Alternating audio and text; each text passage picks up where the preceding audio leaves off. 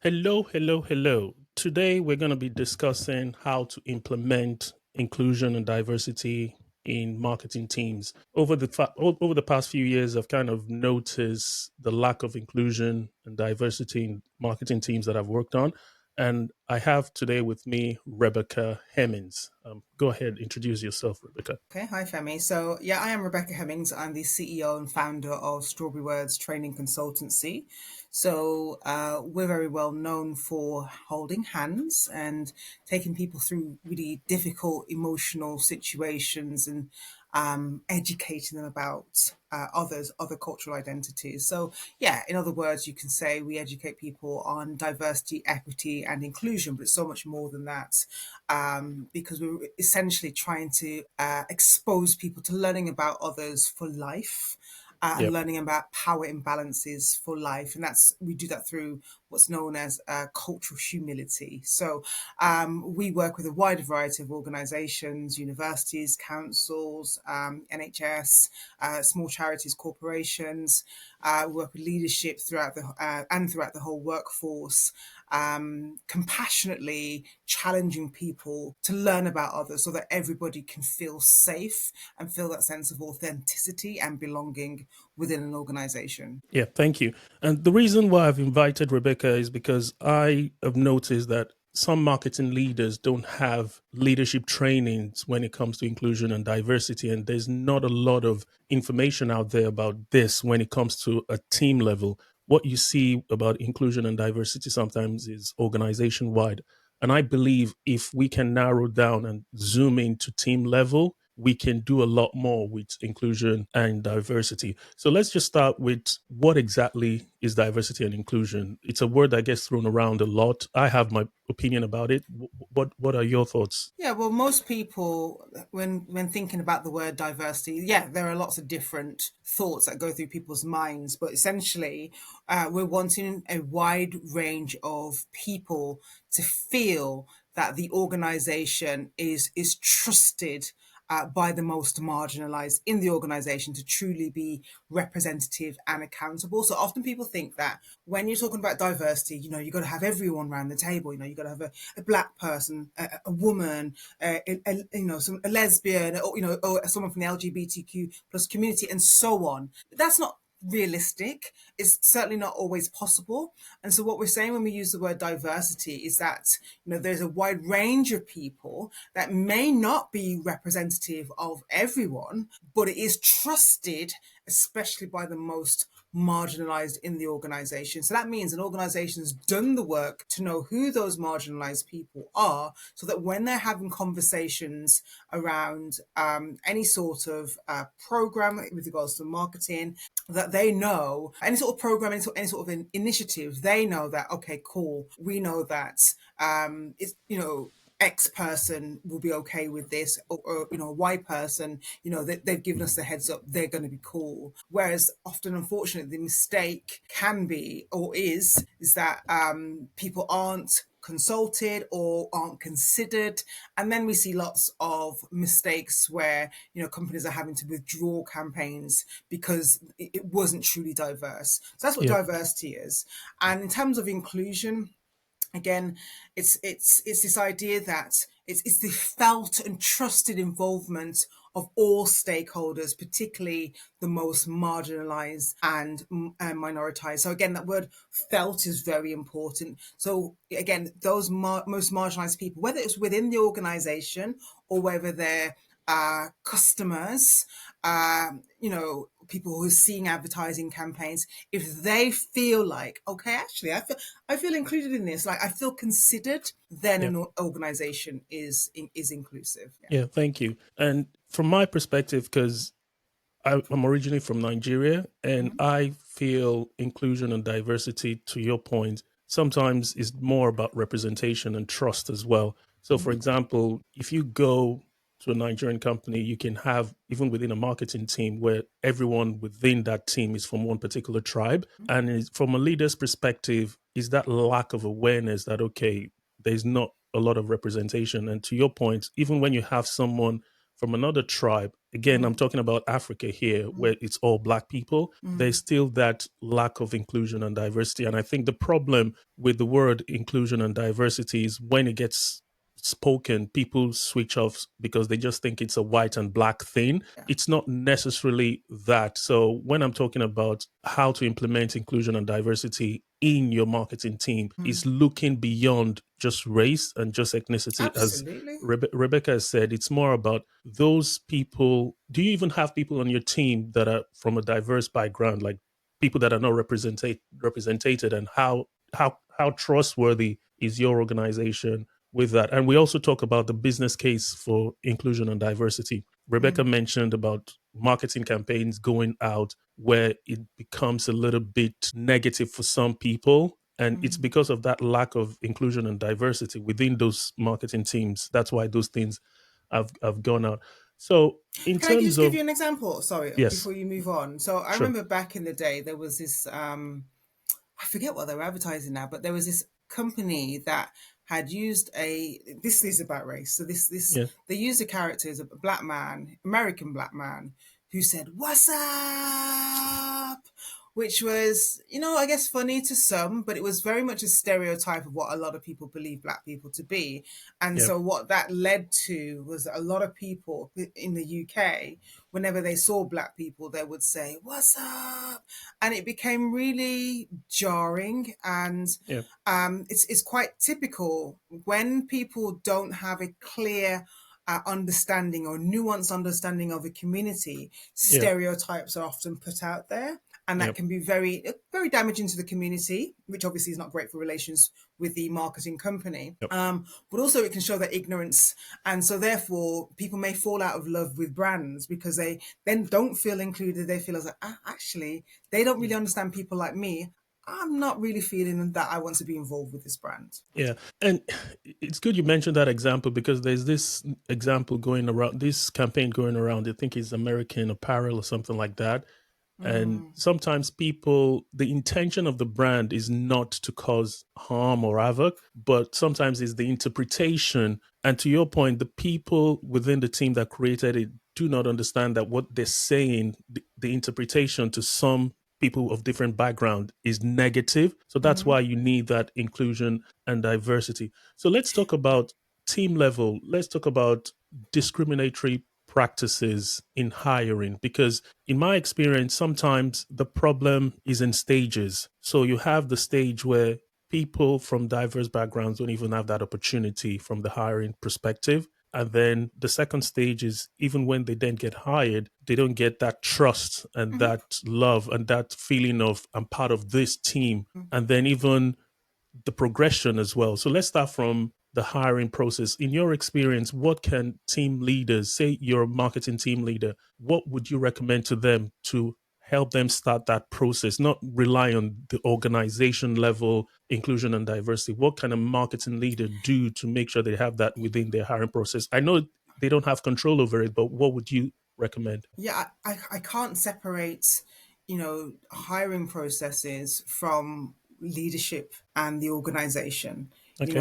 A phrase that comes to mind is that the fish stinks from the head down, right? So, you got to start with leadership. You got to start Yeah. with how company culture. Often the mistake is that organizations make is that they realize their team isn't diverse, and they quickly, as a knee-jerk reaction, they say, right, okay, we need to hire for this position, and let's use something like the Rooney Rule. So the Rooney Rule Mm. is where you decide that at least one person on that's been interviewed is from a diverse background. Doesn't mean that they're more likely to get the job, but they might use something like that. However, if a company hasn't done the work to ensure that the culture is ready to accept somebody from a different background. Like you say, they're going to come, they're most likely not going to be trusted because people fear what they don't know, and they're going to be exposed to all sorts of microaggressions, unconscious biases, and it's just not going to be a comfortable place to be working from. And so this is why companies will find a high turnover of diverse groups because they haven't done the work to change the culture. And so that has to start at the top. That has to Yeah. start with the values within the company, and then teams can then adopt, that once they understand what those values are and they understand what it means to work with people from different backgrounds, obviously they'll be more informed. They'll make sure that there's various provisions. So for instance, if there's a Muslim person who needs to pray several times a day, that they might make sure that there's space for them to pray. Or even if they ask, that instead of people getting all miserable and thinking, wow, I can't take cigarette breaks like that, do you know what I mean, that there's Yeah. some sort of provision. So unless you've had those conversations beforehand, unfortunately, diverse or marginalized people tend to come into workplaces that are often unintentionally hostile. So Yeah. before people even think about doing the hiring, make sure the culture is ready to accept those people first. Yeah, but I totally agree with what you said, but some organizations would argue that they have that in place. And All the my from time. my from my perspective, I've worked as a contractor in some organizations that even the onboarding process and everything, there's all this inclusion and diversity training and things like that. But working in those organizations, not organizations, but this particular organization I'm thinking about, I'm not going to mention the name, but I could feel what you said, the microaggression, the fact that you say something and the assumption is just like negative. They don't even take your word. They just feel, oh, this coming out of this person cannot be professional and things like that. So how imagine that someone within a team, what is the responsibility of each individual on that team? Is there anything the organization can do? Because it's all good for you to have all those training and everything. People do that, but that doesn't really move the needle. How Because did yeah, Yeah, that's because a lot of, and I can tell you this from what we see, unfortunately, people and organizations will treat learning about diversity, equity, and inclusion as a tick box exercise. I see a lot of,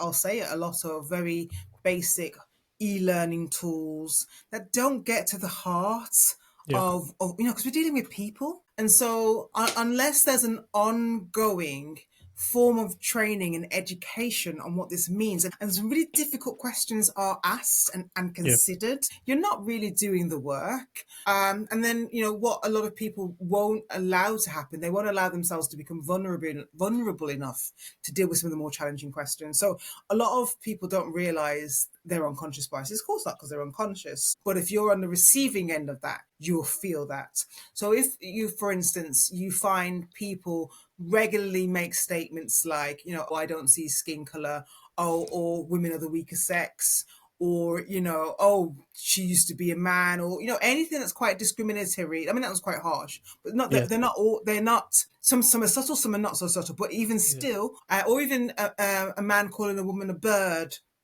for instance, someone got an organization got sued over someone making that comment last year, wow, amongst other things.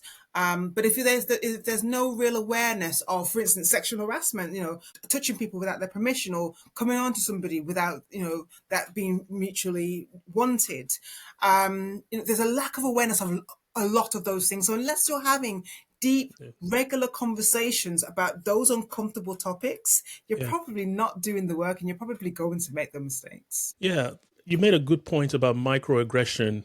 We as Black people, we are sometimes on the receiving end. Again, this podcast is not about white against Black, but it's more about helping marketing leaders to understand that within the team, even when you have people of different diversity in your team, there's such a thing called microaggression. So, Rebecca, in your opinion, what are like some examples? You've mentioned some example of microaggression, but there's this part of exclusion in terms of they come into the team. Like I've worked in team where I never felt like I'm part of that team, and I was in that organization for like 6 months, and the level of I just felt like it was like a cult. Like everything was. But how can a if you were talking to a marketing leader, for example, and that marketing leader wants to encourage diversity and inclusion in their team, is one thing for the leader to want it, is another thing for everyone that is reporting to that manager to kind of treat that individual that is different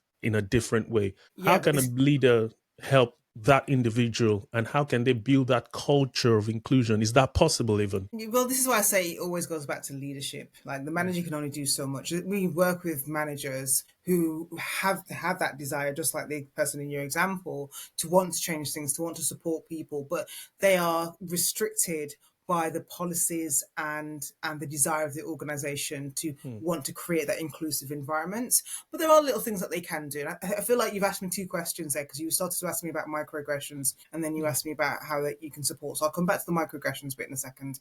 So sure. in terms of supporting, it's knowing what it means to be an ally. It's one of the biggest things is that when they say, for instance, that the marginalized person has complained about a certain type of treatment, rather than denying their experience, which happens so often. It's listening to that person, not necessarily jumping to the solutions, because they don't always just want solutions. Sometimes people just want to be heard, because far too often marginalized people are gaslighted. They're told that their experiences aren't real. You're making a fuss, you're making a big deal out of nothing. You're playing the race card. That's an example of a microaggression.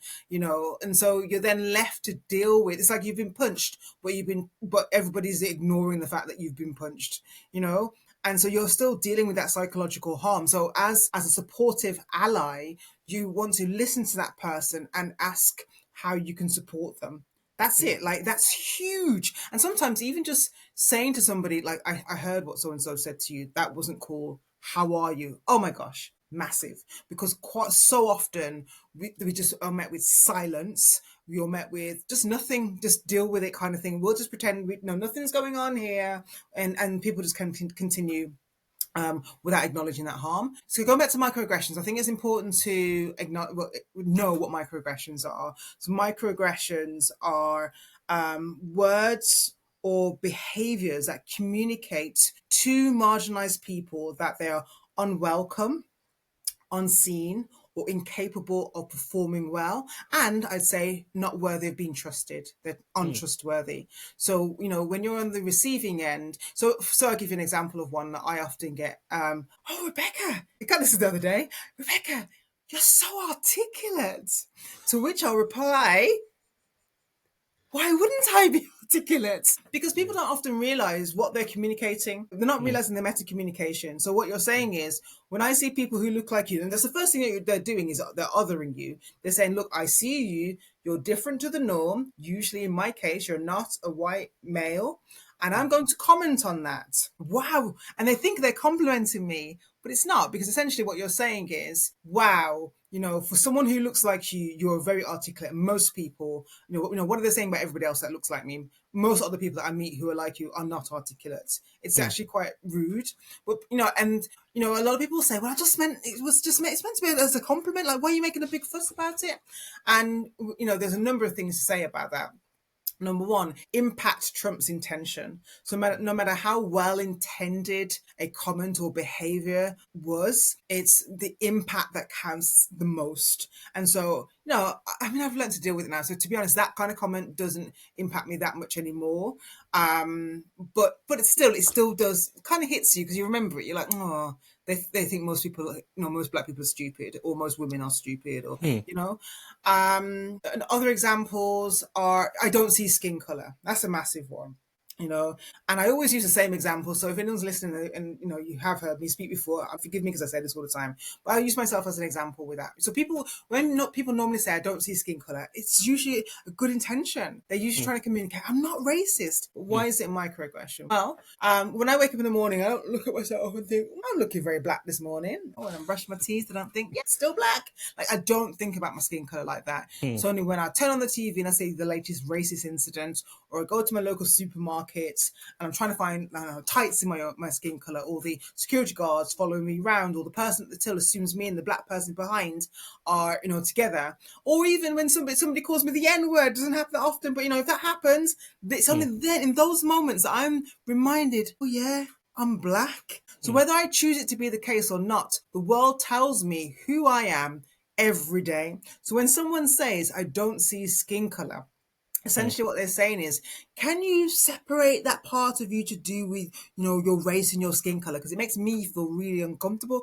But how mm, can you? It's a mm. part of your identity. Okay, Yeah, and it serves just to comfort the need of that person to just not talk about race, because it's your yeah. identity. Cool. So, as a marketing leader, if you're listening to this podcast, what Rebecca is recommending is number one, you need to have active listening to at least when someone comes to you, a member of your team comes to you, you should be able to listen to them actively and understand their perspective as well. And you need to also challenge the assumptions of some people within your team and kind of help them understand that, okay, this person is different, but he's also a human being, if that makes sense. So there's a lot of work that needs to be done. So we're not going to be able to cover everything you need to do as a marketing leader on how to improve inclusion and diversity in your team. But just make sure that you're actively becoming an ally and an advocate and helping marginalized people.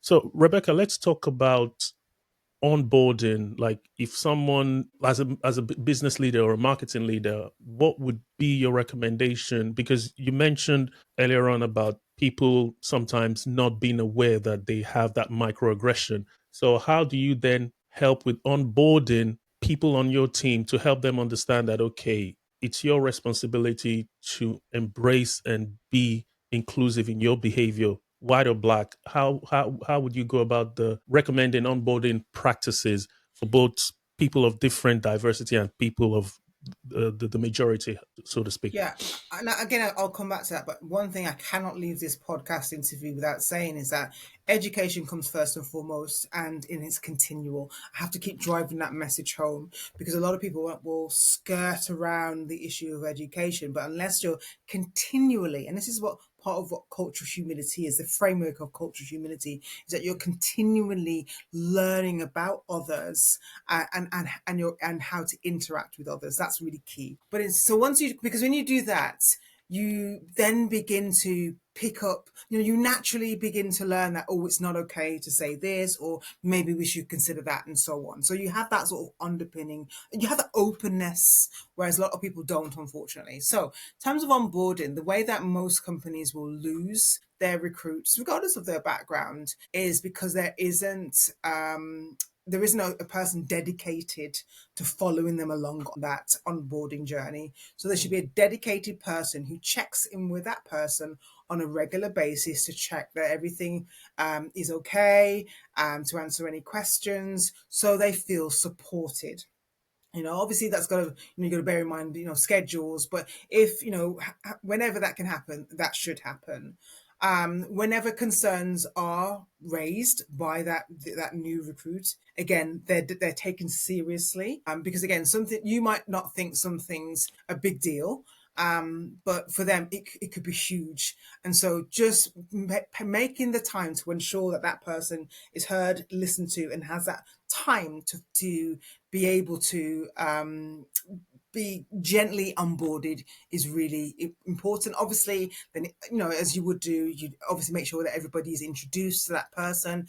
If there are any particular needs that that person has, and therefore that needs to be communicated with team members, that happens. So for instance, if a person's got a disability of any sort, for instance, maybe it could be something that's quite sensitive. So for instance, if they need to go to the toilet quite often, you'd need to find ways of communicating with the team that every now and again, because of this person's situation, which we're not going to go into, they may need to leave the room. So it's preparing the team also to receive that particular person. And it's always going to be on a case by case basis.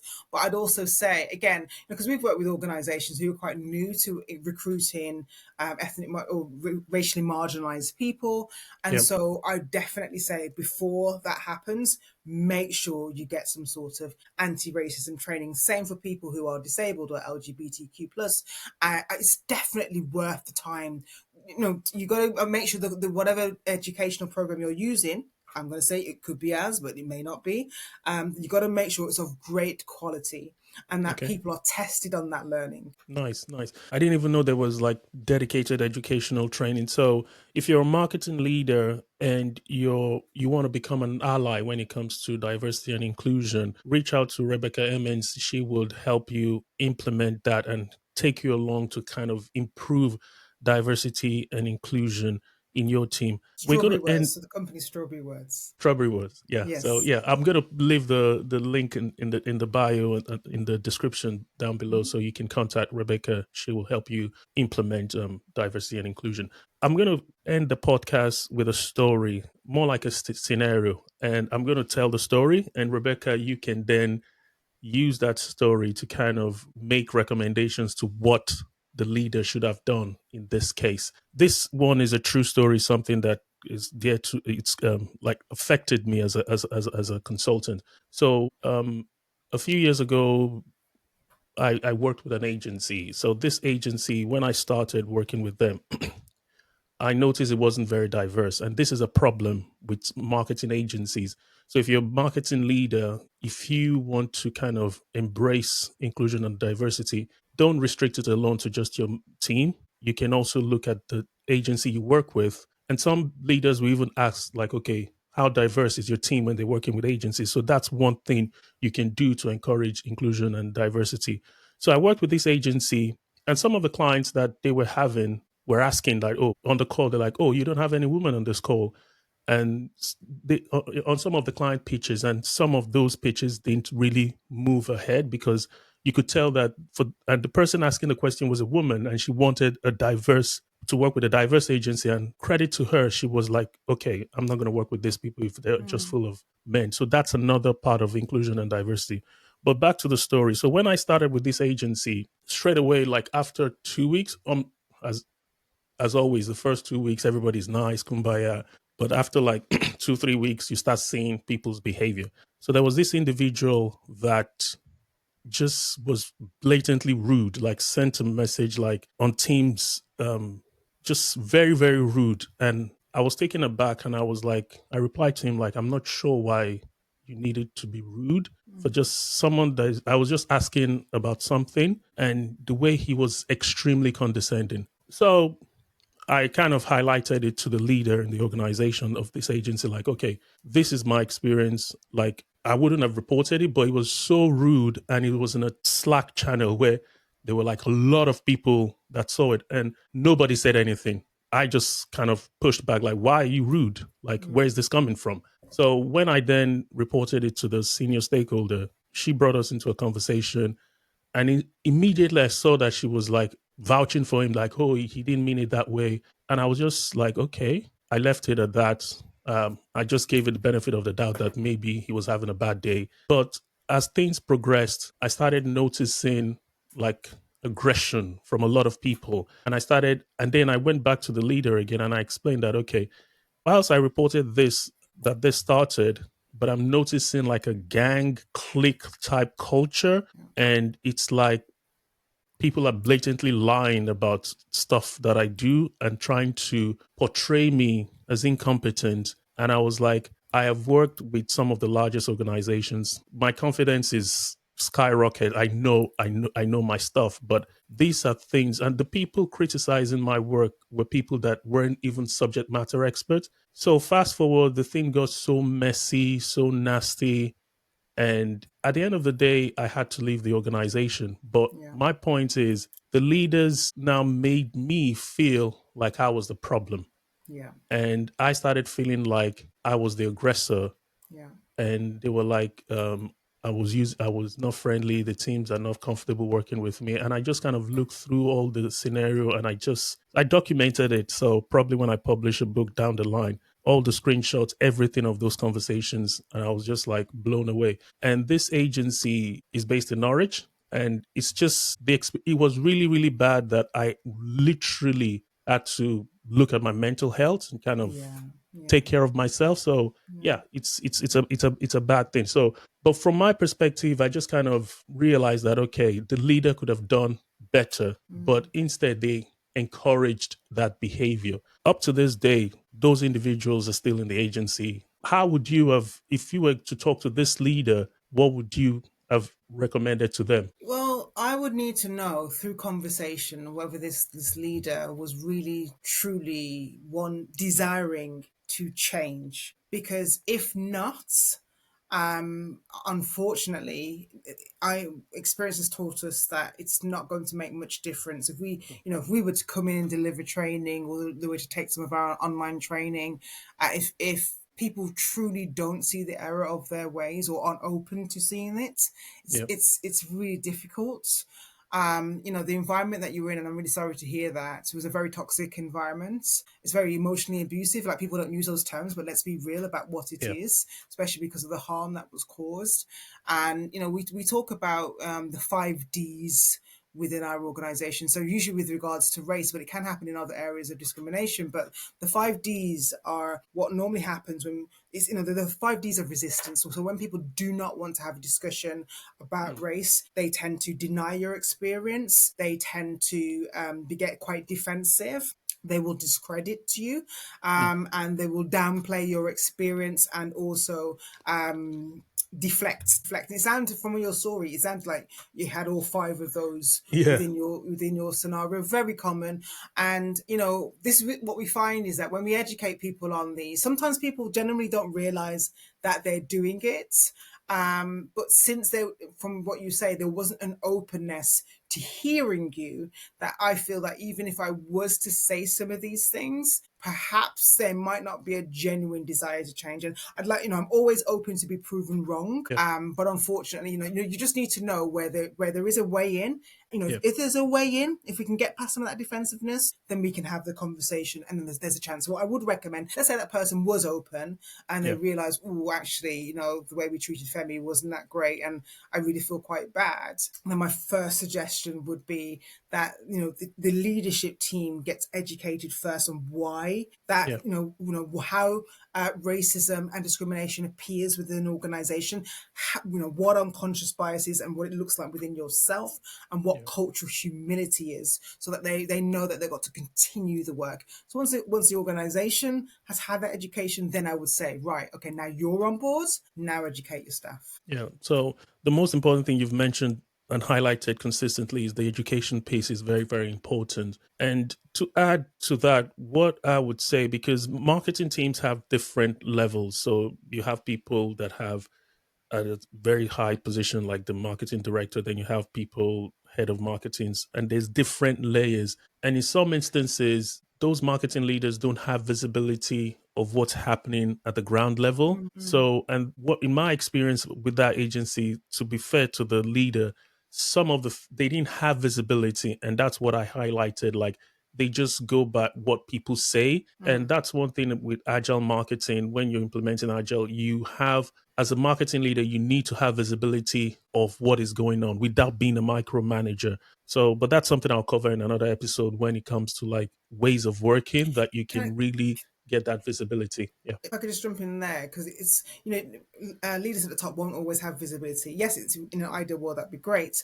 but Yeah. what they can do is they can, through policies, ensure that, if in your situation, if you felt, which you did feel Yeah. heavily discriminated against, you would have been able to make a complaint. There will be a particular procedure that will be followed, and Yeah. therefore people would have been held to account. But clearly that wasn't in place, not to an extent that you were protected. So Yeah. that's where leaders really play a key role. Yeah, to be fair, I did make a complaint because I started realizing it was affecting my mental health when my motivation wasn't there anymore. I Mm, wasn't really motivated to like get up and work, like, and I started knowing that, okay, this is not me. yeah. And I reached out to my GP, and they asked me to take time off. And while I took time off, I kind of saw that, okay, this place is really, really affecting me. I really need to leave this organization. But sometimes as a consultant, you kind of looking at your revenue and your income, and sometimes that kind of affects when you pull the trigger to leave. Yeah. So, and that kind of adds to the stress. So it wasn't until after I kind of took time off and I just told them I need to pay attention to my mental health and just make sure I'm okay. It was when I came back that they now initiated like a inquiry, or I can't even remember what they call it. That was the only thing that made them look at, have a formal look at the situation. and I just like felt like, okay, you know what, this is just not me, and I just kind of left it at that. But yeah, it was a really bad experience. So as a marketing leader, you can have an high performance, because I would class myself as a high performer in any team, and sometimes it's the people around that would not let you get that results that you can get from high performance, especially if that high performer is from a minority. Go ahead. And again, just hearing what you're saying, you were suffering from a form of racial trauma, which again, Yeah, what I find is that most organizations do not have any sort of racial safeguarding policy. They'll yeah, have like sexual harassment type policies or any sort of inappropriate behavior, policies to do with that, but not to do with race. yeah. And most people don't know the 6 forms of race related stresses, otherwise known as trauma. So What are they? you were suffering from that. Yeah, And so even with that, this is why I say education is so important, because if you don't have that knowledge, you are then left as an employee, and yeah, employers have a duty, a safeguarding duty to ensure that you are safe and yeah, that you are well. So I'm getting my words mixed up, but that you are well. yeah, And that was missed. That was a missed opportunity.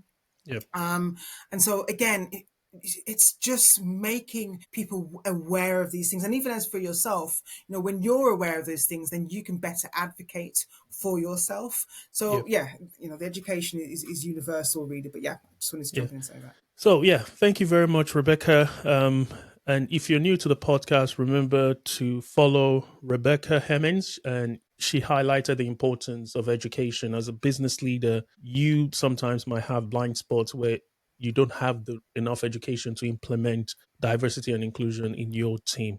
Thank you very much, Rebecca, for joining the podcast. Really appreciate it. You're very See you welcome. soon. Okay, Bye. bye bye.